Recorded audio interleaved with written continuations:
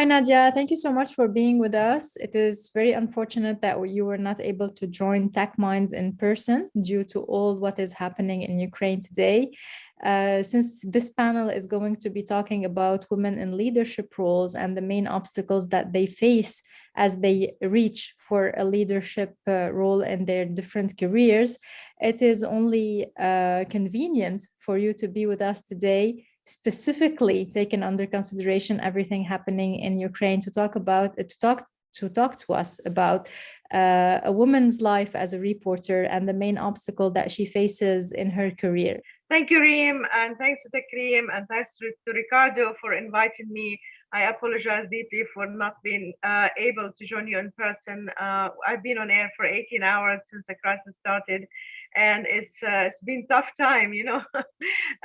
But it's the life of a reporter, as you said, and it is something that comes with the job. The challenges that we face in general as reporters, the deadline, the stress, the access to information. It's always been so many aspects into our work that put us really into focus into how we can go forward doing a public service. Now, being a woman reporter, it adds a dimension into it. It makes it harder. Being a woman and a mother reporter make it even harder. So being a mother and a woman and a single mother, it's triple hard. So for me, you know, I take it with a stride, and I take it with pride, because you know, you throw yourself into the deep end and you have to perform. Working for TV is even harder because you have to look good all the time.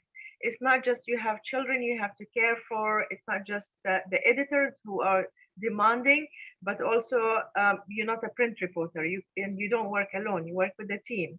When you reach leadership, you run an office. You have to deal with male colleagues. You have to deal with camera crews, with technicians, with people who have conflicts. They have egos. They have all kinds of things, and you always have to keep the peace and the balance in the office. Women by nature, they are multitaskers. You can do so many things. I mean, I give you an example. Sometimes I'm at home, I'm taking my trash out because it's the day for recollection, and I'm listening to the news, and my office calling and said there is a breaking news. I have to do all of these things kind of instantly, and focus, which is very, very important thing. Sometimes male colleagues don't have this because they wake up in the morning, everything is done for them. Most of them, some of them are they have a different perspectives, but most of them, things are done for them really. So all what they have to do is to focus on the information, to look good on TV, and that's it. For us, it's harder, but you know, that's a challenge that is imposed on us, and we have to take it. And I always say that I don't take it lightly, but also I don't portray myself as a victim, because we are not. You know, you reach where you are because of the belief that you are able to do it. Because you are there, you're chosen. For example, I was the first Arab woman to be nominated as a bureau chief in Washington, D.C. for a major Arab television station, which is Al-Arabiya. And it's something I'm very, very proud of. And it's because of my achievement. It's not because they chose me because they want to have a woman there. I worked for 25 years as a reporter. I was in Africa as a war correspondent. I was in Asia covering the war in Sri Lanka. I was in Europe. And of course, growing up in the Middle East, in Gaza, covering the first Intifada. And now in America for the last 20 years. So it's a long, long, long journey. And this is what makes you qualified. It is what you do during all these years, how you deal and how you tackle challenges. And some people appreciate that, and actually they put you at the top. And sometimes, and I think women can perform better because we understand the word we understand a complex word. We understand it from all perspectives. Just as I said, being a mother, being a wife, being a sister, being you know, a person who can see different dimensions and deal with the challenges, and with little fuss. You know, I mean, people think that you know, we always complain, and people are describing women as emotional. I disagree completely, and I think women are calmer, and they can deal with the challenges in a different way that men can. Nothing is taken for granted. Fight for what you believe in, And don't be shy away from demanding your rights, whether it's you negotiate your salary. Sometimes people, especially women, they are not good negotiator and they shy away from demanding their rights. And I say to them, no matter what, you stand firm in what you believe in, and you're not going to lose anything, because the worst they could say no. Thank you so much for your time, for taking a few minutes of the air to be with me now. And I hope that during the next editions, you will be able to join us personally. Thank you very much for that introduction. And unfortunately, she's not with us, but we heard her words. But we have the three of you here. The first question I will throw at you, okay, is we have so many young people, women and guys, watching this. Now, you are here. How did you make it here? You didn't make it here by just coming, being dropped. You made it by hard work. You made it by doing and being inspired, being empowered. How did you make it here? Let's start with you, Alice. Thank you. I would start by thanking my parents, like anyone does, for enabling the opportunities without having gender bias in our family. So I'm one of 3 other sisters and 2 sons, and we all had the same rules in the house. And so I took on a path in engineering, which is a male-dominated environment, and leading up into defense types of consulting, also very male-oriented environment. I found myself in a place where I was working often behind the scenes. And at some point, there was probably a flashpoint that required a deeper level of understanding and intelligence.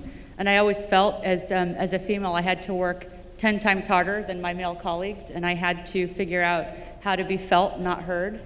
And so I focused more on my homework and being prepared than on building those networks and the relationships. And I think there's a piece of advice that comes in here later. But ultimately, there was a war that broke out, and we were losing a lot of American lives. And there wasn't enough time to brief up my colleagues or my superiors. And so I was called into a room at the Pentagon to provide some insight and some recommendations on a course of action in order to deal with some of these losses. And so I think that was a pivotal moment for me, where there was an opportunity that was presented that I really had no control over other than being prepared for that moment. Joumana. I grew up with a working mother. My mother came to America with 5 kids and a suitcase full of dreams, and I saw her wake up in the morning to catch a bus to work the factories in New York and come home and put dinner on the table. But my mother's journey was not because she was ambitious. She had to work because we needed the money. So I grew up watching that, and I wanted to work, but didn't want to work for the money. I wanted to work and have a career and I wanted to build a family, of course, and I wanted to have everything we were prepared as women, as young girls, to have as we got older and became women. But I wanted more. I wanted to, do all of this, because being a woman is a remarkable thing. We use our vessels to bear children, and I wanted to stand up and say, I should be able and I should be allowed as a woman to have a career and to have personal fulfillment. Because the other fulfillment that society puts upon us, that train us as young girls, it's universal.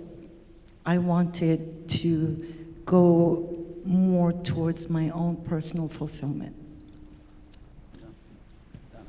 Well, first of all, I'd like to thank my parents because they instilled in me and my brothers and sisters what you can accomplish. If you can work hard, you can accomplish it. And there was no gender disparity in that upbringing at all.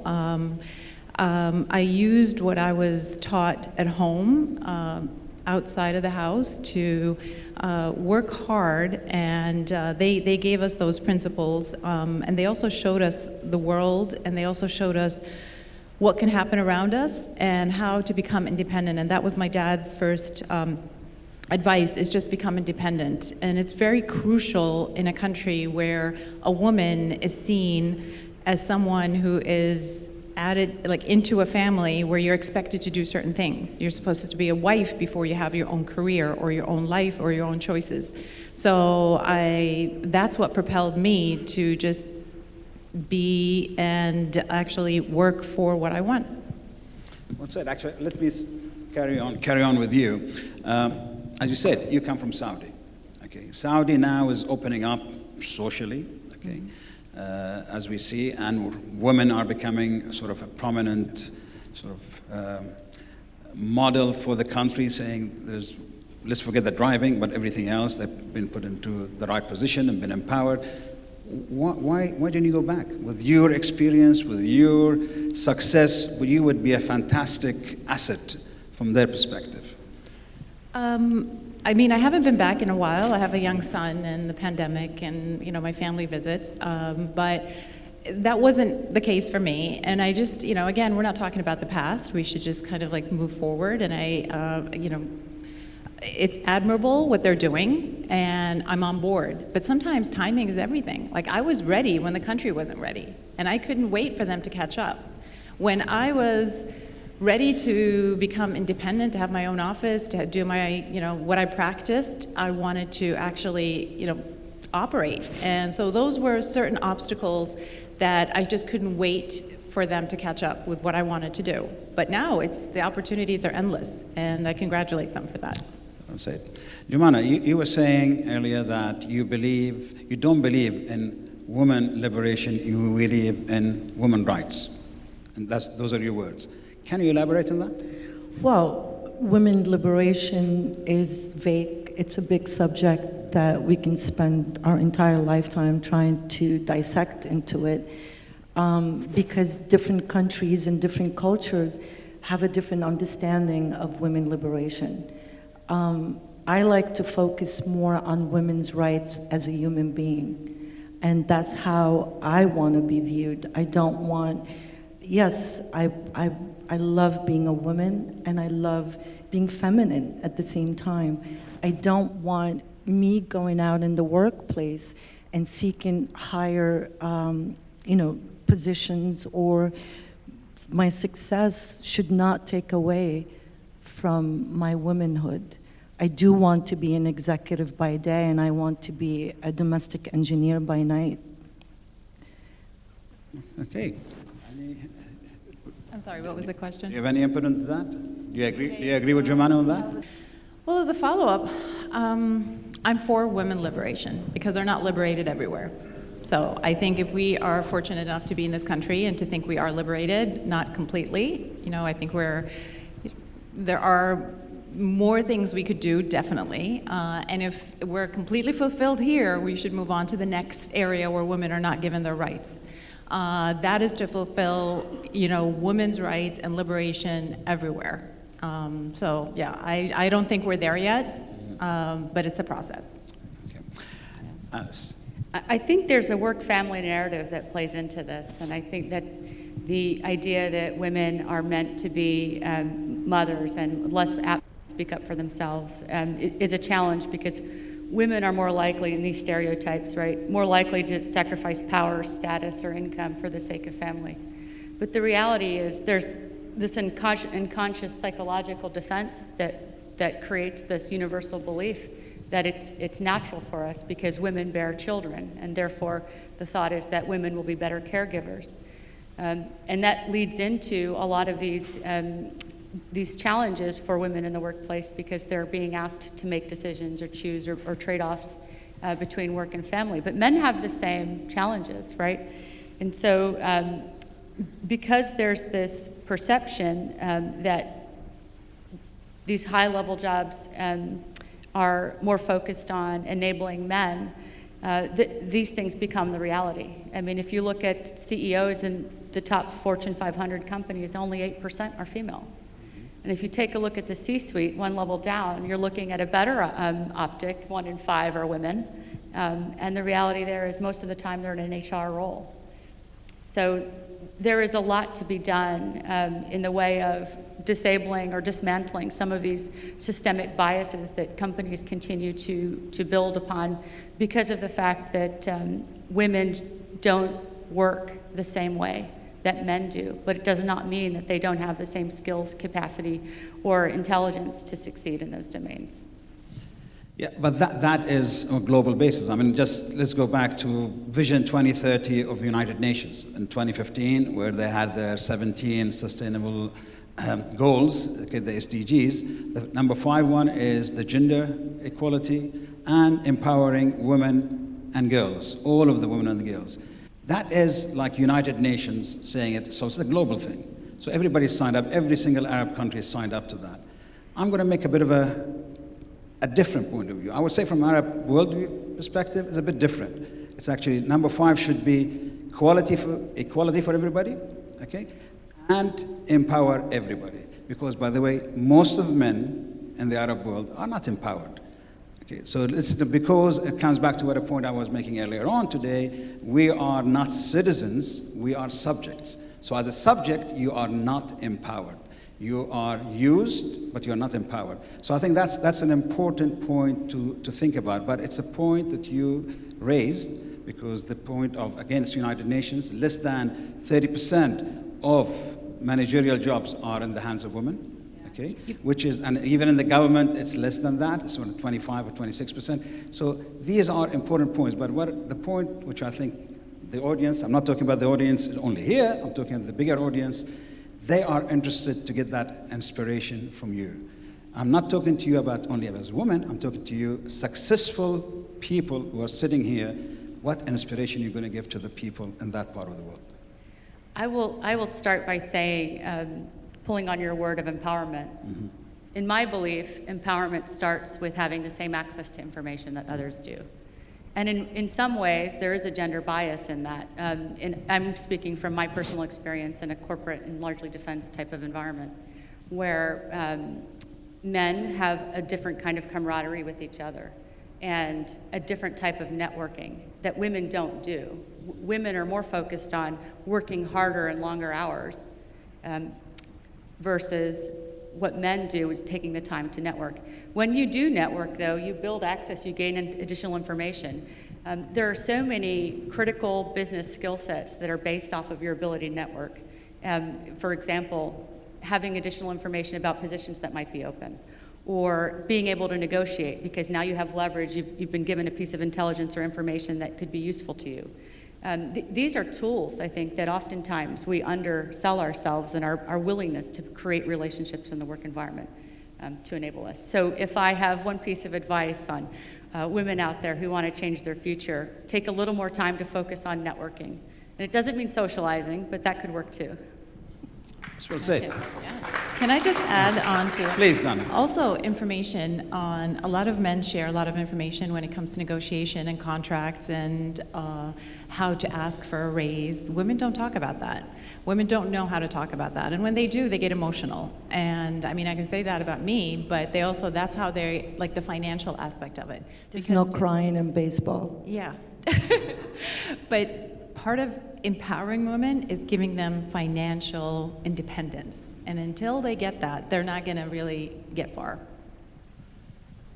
What do you mean with financial independence? Because if you're financially independent and you can pay for what you want, you can have your opinion heard, and you have the buying power. And number one, to support yourself. You don't depend on someone to support you, because women sometimes do not go after what they want or their dreams because of the responsibility, because they depend on the husband or somebody who puts a roof over their head, or their fathers or their brothers. And that's seen globally and not just in the US.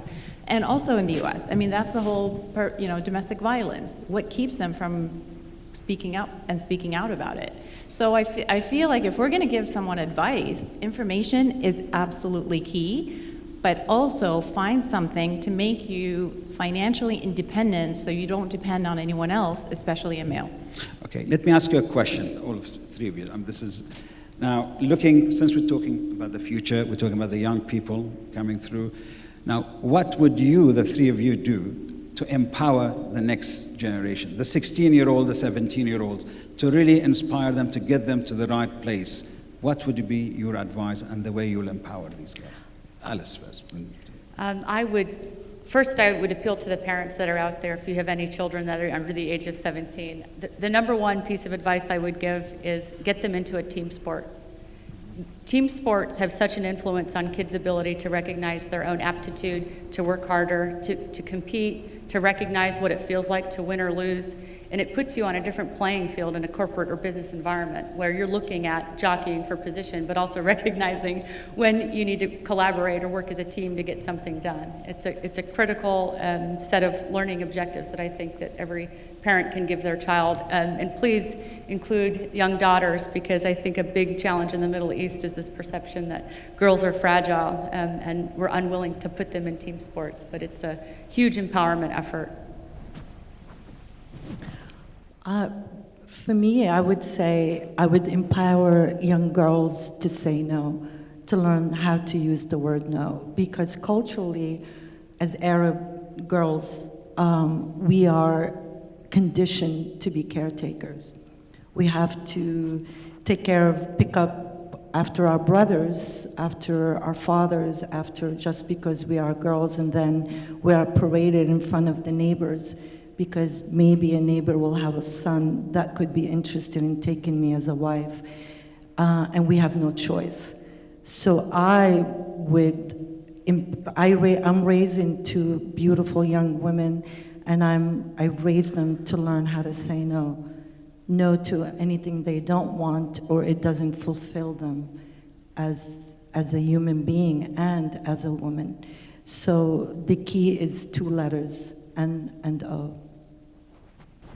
My advice to people in general, I mean to women and boys and girls, is to dream, work hard, because it doesn't come easy, and I just want to instill maybe, or just show them, just give them hope, because I think this is what we're kind of losing, especially from the Middle East, is that they dwell on the past, and I think we should just focus on the future and then just give them hope. It will be better with hard work and moving forward, having the right connections, having the right people, surrounding themselves with people that can help them propel their career.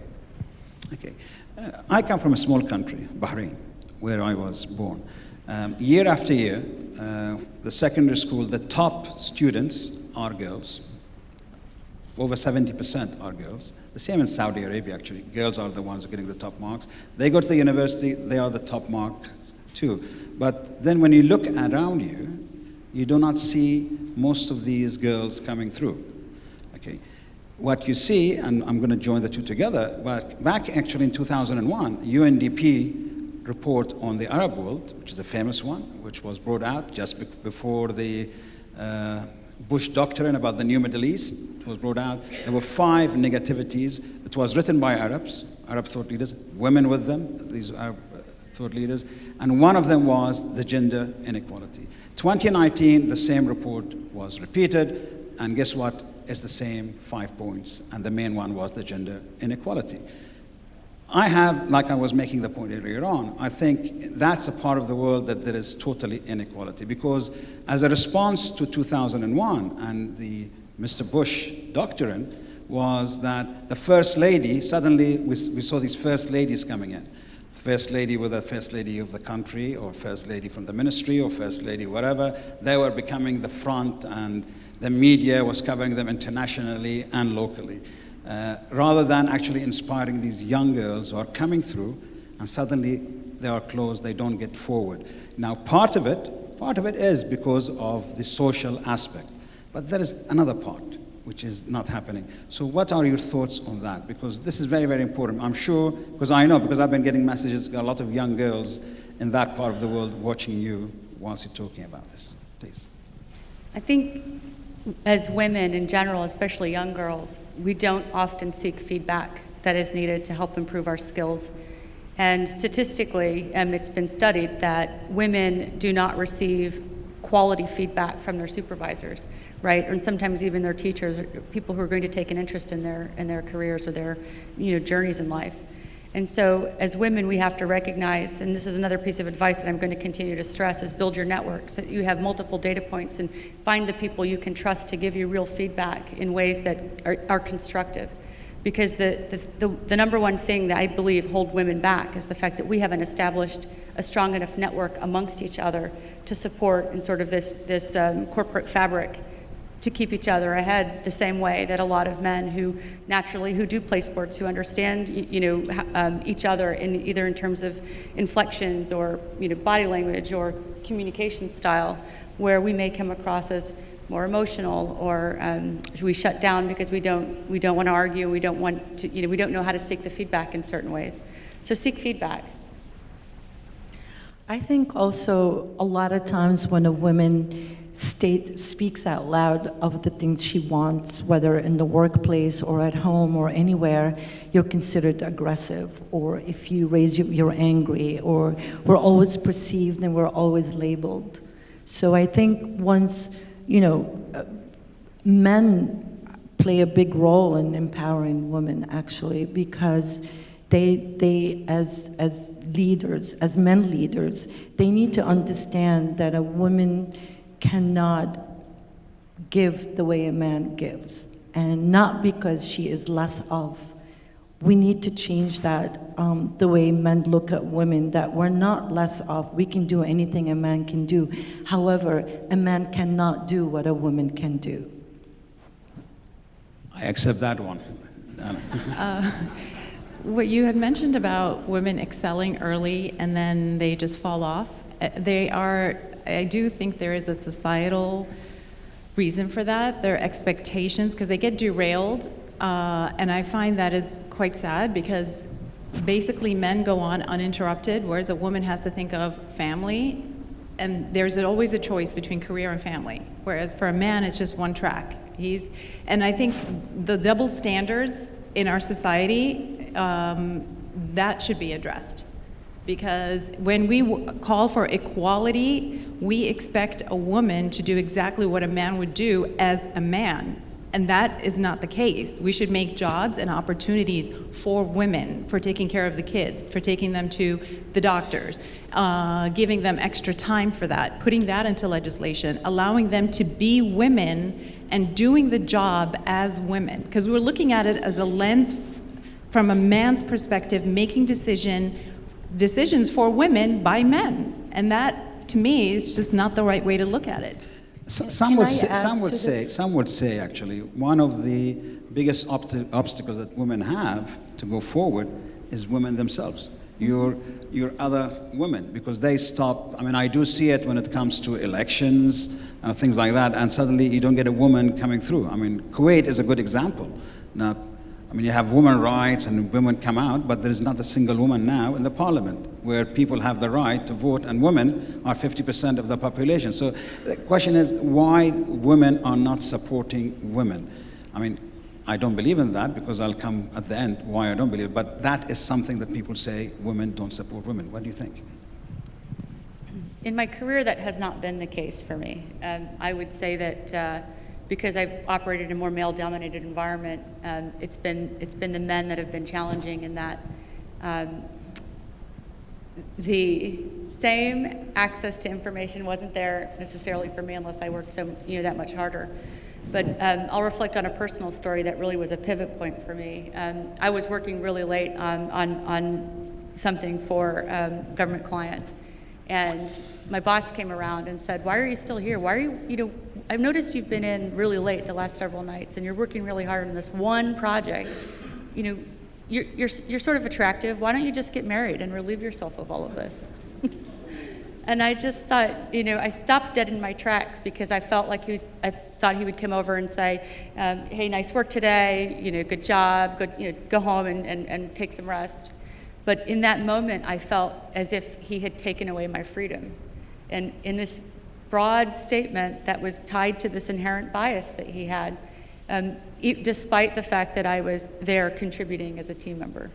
And so it fueled me to try to work harder, to get further. Eventually I took his job. Good. Joumana, do you want to take that point? I was just going to elaborate a little bit on what Dana had said regarding men who create jobs for women and don't have no idea what a woman's job should be.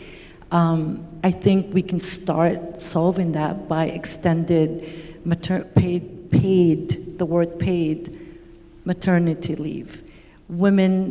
Us women who had children, and while we were working, after 4 or 6 weeks, if we're lucky, they gave us 6 weeks, we had to make a decision, leaving our baby at 6 weeks old and going back to work because we need the money, or the fear of losing our jobs.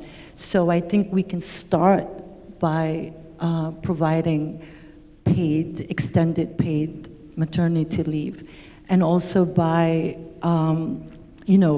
understanding that a woman, and especially, and I want to elaborate on single motherhood, the single mom working, they cannot give because they have to play the parent part.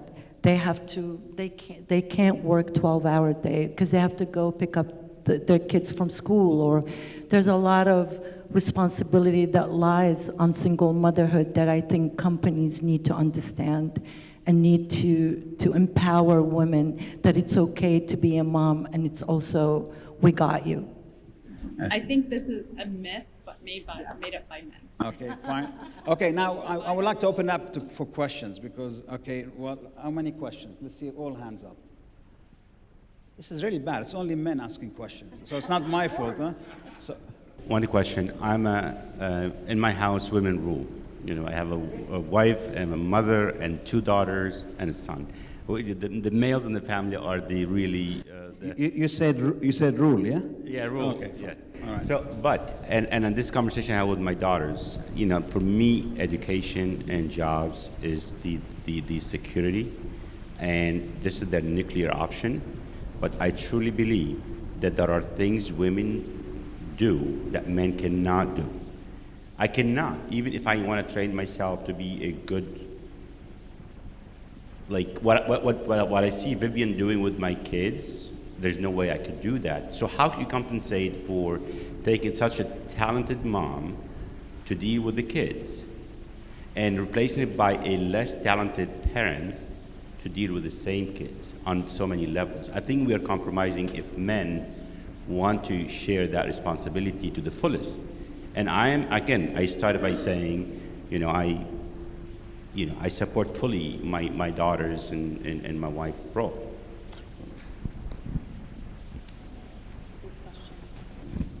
It's Roy, CEO of Digital Revamp. I was raised by an entrepreneur mom, and I realized when I was growing up how much she had to go through to be where she wanted to be.